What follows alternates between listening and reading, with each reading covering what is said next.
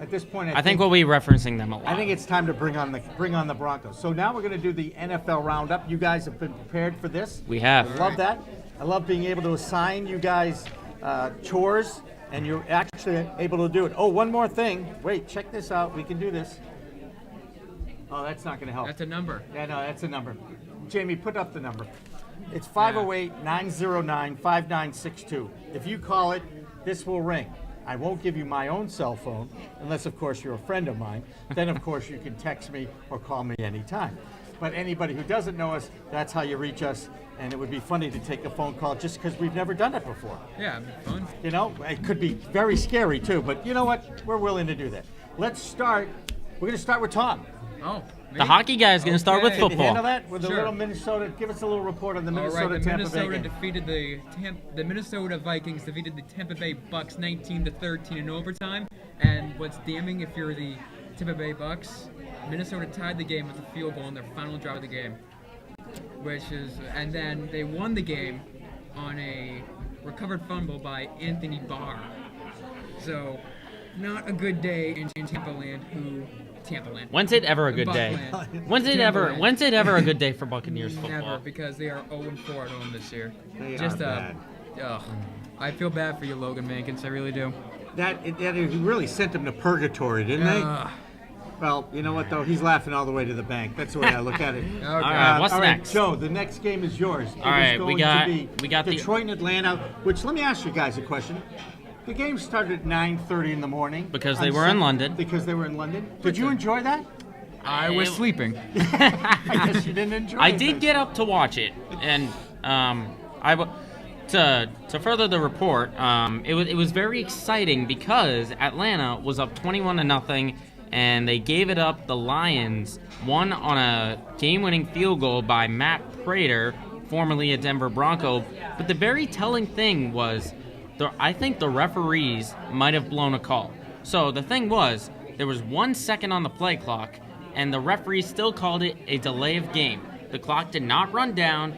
It was a 5-yard penalty. The Lions get another chance. Prater gets a chance, puts it up in the uprights. It's good, and the Falcons are 2-6. I did not surprise this from Atlanta. I did not see it coming from Atlanta. All right, and we're going to give away a prize. If the first person to come up here to tell me what the name of the stadium is that the game was played in London. And if there's any soccer fans out there and you don't know the name of this, you should be ashamed and embarrassed. Okay, so the first person to come up here and tell me what the name of the stadium is in London, England. Okay. No, it's London, Ontario. That's right. Don't everybody rush. Okay? One more time. Okay, so if you know the name of the stadium in London where the Atlanta Falcons and Detroit Lions played their game yesterday, it's a very famous soccer stadium. Okay, and if you do know the name, we'll give you a pat. We'll give you another prize. We actually have 2 prizes, different ones. So if you come up with it, you get Wembley. We got a winner. We got a winner. You get a hoodsie. No, you don't get a hoodsie. Remember hoodsies? Wait, I already gave you that one. What's that? Wait, we'll do the next report and I'll get this out there. It is Tom, Houston, Tennessee. Okay, after jumping after the 3-0 lead on a field goal, Tennessee gave up 27 unanswered points.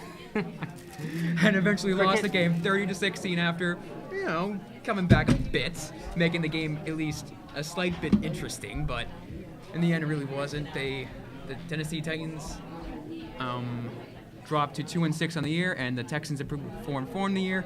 Adrian Foster led all running backs with 131 rushing yards and 2 touchdowns. And I'd also like to note Jadeveon Clowney, first game since week 1.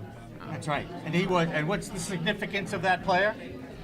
Was he the first pick in the draft? He was the number 1 pick in the draft, and when he becomes back to what he was when he was with South Carolina, him and J.J. Watt on the 2 ends, my goodness, that's going to be a dangerous team.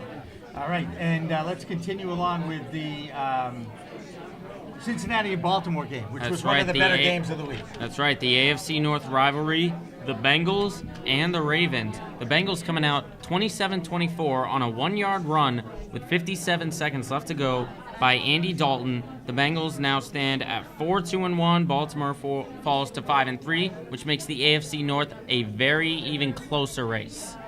What do you think of the races so far in the NFL? Needless to say, the AFC East is pretty much the Patriots. Yeah, it's been the Patriots. Bills for the are last, hanging what? in there. They're hanging in there. Oh, okay. They're hanging in The there. Bills are going to win the AFC. I will No, say- the I Bills will are going say- to have to beat the Patriots in the last game of the regular season Yes. to get to the playoffs. Yes. That's what I think, and I don't think that's going to happen. I'm trying to get to power rankings. I will say, to answer your question, the division races are very exciting. You have, the AFC West, who everyone was thinking that Denver was just going to run away with it, but San Diego is hanging in there, and San Diego gave Denver a run for their money on Thursday night. So we're not going to count. Wait. You thought San Diego and Denver? You think San Diego was in that game Well, they made it close. at the end? I know. I think that the Broncos took control of that game, and that was it. But I'm just saying, no Yes. division in the NFL is secure other than the AFC East. Right. All right. Fair enough. So I'm going to give you the bottom. We'll go from 10. Baltimore Ravens. This is according to Bleacher Report, their latest power rankings. Ravens 9. Cincinnati Bengals. Wait. Ravens 10. Bengals 9. Yes. Thank you. Indianapolis Colts 8. The Patriots were 7. Now the Green Bay Packers are 7th. Jamie, you Sorry, should be Jamie. happy about that. The Philadelphia Eagles are 6th. The Detroit Lions are 5th. Shocker. Needless to say, the Patriots have jumped. Arizona Cardinals are 4th. 3rd, your New England Patriots, up from 7. That's pretty much okay, where I that's think they good. belong, actually. Dallas Cowboys 2 until they lose to Washington tonight. And the Denver Broncos are number 1. So there you go. All right. All If right. you're, That's your if power you're calling the rankings. prediction, if I'm you're not- calling I- the prediction, Here's the thing. Is there any other reason to watch? Cowboys and Redskins. DeMarco Murray who I going said for the name. history. DeMarco Murray's still going for history. That's right. But this is a game that you throw out the records, you throw out everything. They don't like each other. This is Cowboys and Indians, guys. That's what it comes down to. You were too young for Cowboys and Indians. By that time, it was politically incorrect to see that.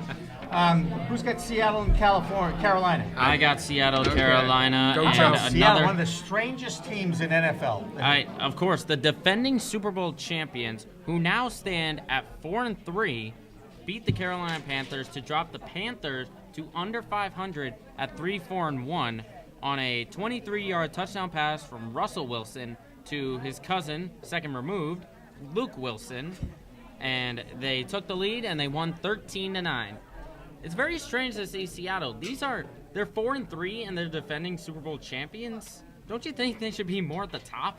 Well, I think it's very difficult to defend at the Super Bowl, for a Super Bowl, and no one expected Seattle to have a great regular season, I don't think. However, this is a team you do not want to play in the playoffs. They too will get better. They've had some injuries. They lost some players. I don't think they're as good as they were last year. That's the bottom line. But we'll see. Tom, Yes. you have Which Buffalo and the Jets. Oh, yes. Lucky you. A close one. And we have a big breaking story on the New York Jets, too. And Rex Ryan is still the coach. okay. Sorry. The Buffalo Bills defeated the New York Jets 43-23 as the Any Jets other fall surprise? to 1-7, and the Bills improved to 5-3. Kyle Orton had 238 passing yards with Orton. 4 touchdowns. Oh, I said that. I Okay. said Orton. That's what I thought you said. Yeah. Yeah, Okay. I heard it Sure. differently. Go ahead. Regroup. That's right. And good news. Michael Vick led the Jets in rushing yards of 69. So All right. a hand to Michael Vick. And he did Okay. take I don't over think I for can Geno ever give Smith. Michael Vick a hand just because of who he Yeah, is and what what he he's did. about. Yeah, I But mean, he I was will a great say player. with Michael Vick, he's not going to drastically change the New York Jets, but he's going to make the Jets better. They're not. What's I better? don't think. Well, Define better. Yeah, define better. That's exactly okay, right. you want me to define better? Define better. I will say They'll win another that game. They will get another Win? 4 or 5 games out. I mean, they're 1-7. Yes. Okay, so is the next 8 games not as bad as 1-7? Right. So like 2-6. If they stick with Michael Vick. Well, they're starting him next week. That was announced today. I don't know if you got to see the general manager's press conference of the New York Jets. I felt really bad for the guy, but he's like, look, my fault. I take responsibility for this. We're not playing. We know that. We're not going to make a change in our coach during the season. Okay. It's fine. Then blame all 53 players on the roster, and I think that's pretty much what he's doing. All right, next up, Miami and Jacksonville. Well, No other story other than Jacksonville loses again. They lose to the Dolphins, 27-13. The Dolphins are 4-3, still hanging on in the AFC East. They're not out of it just yet. Miami and Buffalo are beating teams that they should beat, I think. Okay. And Blake Bortles for Jacksonville, 221 yards, 1 touchdown, 2 interceptions. Surprisingly, one of the top leaders in interceptions, even though we did take over in about, I think it was week 2 or week 3. So, but the big story was Denard Robinson, who got his first start at running back, formerly the quarterback of the Michigan Wolverines, got 18 carries for 108 yards. So we could be looking at the next Jacksonville running back. KC and St. Louis. KC and St. Louis, well, after St. Louis jumped out to the 7-0 lead, KC scored 34 unanswered points. Yeah, Kansas City, they finally woke up again, and they look like the team that beat the Patriots. I don't know where they went for a few games. They went on that bye week and never came back. And a couple cool factoids. Niall Davis returned a kickoff 99 yards for a touchdown. It's pretty good. Jamar Giles got a couple touchdowns. So a good game for KC. Not so much if you're a St. Louis Rams fan. And St. Louis is coming off of beating Seattle. So Yeah. you'd have to think that momentum would carry because they're still at home. Not really. All right, the next 2 games that we're going to talk about, guys, I was going to do some quick math here. Over 110 points between the 2 games. We'll start with the Saints and Packers, and then we'll finish with Ben Roethlisberger's All right, well, performance. first I'm going to say, sorry, Jamie, but we're going to talk about the Packers losing. This Badgers, he's clinging to his alma mater. That's how pathetic it is, all right? So the New Orleans Saints beat the Green Bay Packers 44-23. It was, interesting enough, it was tied 16-16 at halftime, and then New Orleans came out on fire, and Drew Brees lit it up on the Green Bay secondary. He threw for 311 yards and 3 touchdowns, but the critical point for Aaron Rodgers was those 2 interceptions. He may have had 418 yards. Randall Cobb may have had 126 receiving yards, but the mistakes from Rodgers throwing those 2 picks cost him, and the Saints blew out the Packers. And he had 203 first-quarter yards, which were the most in any quarter of his career. That's right. So that's impressive, but certainly not enough. And the Saints had to win that game. The Packers played like they didn't need Even to be want there. to, yeah. They didn't need it. Well, They're it's like, great. "Have it on it." Yeah, Well, it is whatever. great for Well, the- we're getting paid. It's great for the Saints. It's great for the Saints to win at home. The only question is, can they win on the road? Obviously, Well, the we've Bears seen. went on the road for 3 games, and what good did that do him yesterday, right? Didn't do him much good. All right, let's talk about Ben Roethlisberger, because he did something yesterday that He nobody's set ever. a Steelers record. 6 touchdown passes What? in 1 game, 51-34, Steelers over the Colts. I'll tell you, it was a great How old game is to he? watch. He's old. He's 35. Not Which as isn't old as old. Brady. Not as old as Brady. No, No, not as wow. old as Brady. But I think he's 35. If you really want to know, ask the internet. Internet. Internet, how old is Ben Roethlisberger? You know? Oh, Another trivia question. He knows where to go for the answer. You Oh, go. all right. I'm saying We got our 35. special reference. I might be 34. All right, we keep going. All right, and to talk about Ben Roethlisberger and just the Steelers in general, I mean, the Steelers were coming off of a Monday night win over Houston. 32. I It was 32. wrong. You get a prize for that. 32. All right. By the way, these prizes are courtesy of Jimmy Meyer's friend Morgan White. Uh-oh. Thank you, Morgan. Here it is. And Only kidding. to talk about the Steelers, the Steelers There you go. are improving. That's They a be- good thing. That's a good thing. You put it on your bike, it's a reflector, or put it behind your head. People know where you are. It's always a good thing. To Look, that was good. I saw that, Jamie. And to go on with the Steelers, they're currently sitting at 5-3. I think they could make a case for the wild card. I think actually there's a team. I think Baltimore and Pittsburgh, because of the way they play, physical teams, never a good matchup for the Patriots.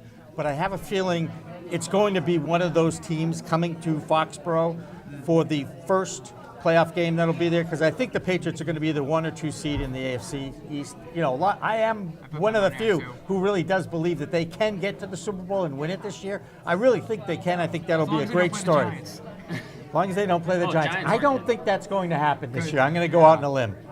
And what Ben Roethlisberger did was against the Indianapolis Colts, who shut out the Bengals a week before that. So to do that against the Indianapolis Colts, who are one of the more surprising teams in the league, it tells you a lot. That was a lot. All right. Any other notes on the NFL that you want to throw in that we didn't get Arizona, Philly. to? Arizona, Philly. Go ahead, Joe. All right, well, the Cardinals and the Eagles, what, in my opinion, was one of the better games of the day. It was a game-winning touchdown. Carson Palmer threw it to John Brown, 75 yards, and that makes Carson Palmer undefeated so far as a starter this year. Remember, in Week 1, he did go out due to injury. Drew Stanton came in. He, I believe, only lost one game. He was 2. Then Palmer comes in. Another surprising team, the Cardinals, beat the Eagles 24-20. That's right. All right, good job. By the way, Joe, this is exactly why I love doing sports talk shows with you, because, I have no clue what you just said. I know it was right, though, because it's exactly what I've been hearing all day. Our sponsors. Right. I know. Thank our sponsors, our Scrub-A-Dub, and, of course, we are live at the Nobscot Cafe. It's burger night. You guys are here. awesome. Hey, is there any way we could turn it around, actually let people see that we actually have people? What's that? Yeah. Just to see there's There actually a are room people full here, of people folks. actually listening to us on the edge of their seats while People they're are eating actually coming.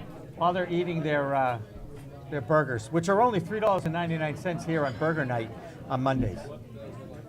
Anyway, this is great. Cricket and Jamie are now talking, and Cricket's learning how to flip the camera around. It's always kind of cool. I just think that's it. And Scrub It Up Car Wash, we have one more car wash to give away. We're going to save that for the Jimmies. That's coming up. We've got some great guests lined up for the Jimmies. Lenny Magliola, who's a longtime columnist for the Metro West Daily, is coming out to join us. And what's going on with that? Oh, Cricket, I think we're seeing your reflection of your shirt. Yeah, that's what we were saying, yeah. That's right. You get any closer to that light, you might inflame. We don't want that. Oh, look, see, there are people. Wait, watch. I'm going to switch now because it's live on the right screen, right? Oh, yeah, let's get some pictures of people. Let's see if we can get pictures of people eating. They really enjoy that. No, they don't. Nobody wants to be on camera while they're eating. No. But we'll let it go for a while just because I want people to see that we actually have a lot of fans here tonight at the Nobscot Cafe. It's always good and always fun here. And I appreciate both you guys and your families for showing up and supporting the cause. All right, we've put the NFL to bed. We all feel good about the Patriots-Broncos next week because we are talking about it with our heart. Here's the thing about the Patriots. They can execute and beat any team in the league. They have the ability, the game plan, they have the players to do it. Will they or not? I don't know. And I think that's why I think that they can still, they're going to come to play, they're going to be at home, it's going to be colder, not, behind, it's going to be like 40 degrees, which is colder because Brady's used to it. Well, Brady, I love it when Brady plays in the snow. He loves it. He loves the elements because it gives him an advantage. Tuck rule. That's right. No, I don't. The tuck rule is no longer.